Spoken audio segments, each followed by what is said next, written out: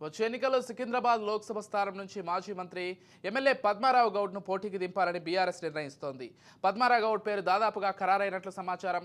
Congress party ఇక్కడ BC అభ్యర్థిని బరిలోకి దింపే నేపథ్యంలో బీఆర్ఎస్ బీసీకే టికెట్ ఇచ్చేందుకు యోచిస్తున్నట్లు తెలుస్తోంది. తొలుత మాజీ మంత్రి తలసాని శ్రీనివాస్ యాదవ్ కుమారుడిని పోటీ చేయించాలన్న ప్రయత్నం విఫలమైనట్లు సమాచారం.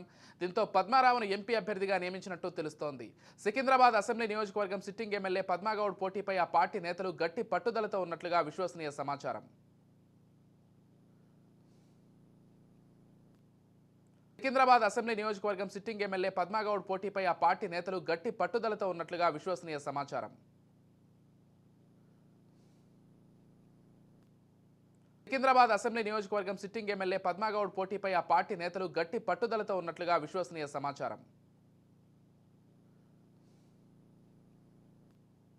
సికింద్రాబాద్ అసెంబ్లీ నియోజకవర్గం సిట్టింగ్ ఎమ్మెల్యే పద్మాగౌడ్ పోటీపై ఆ పార్టీ నేతలు గట్టి పట్టుదలతో ఉన్నట్లుగా విశ్వసనీయ సమాచారం.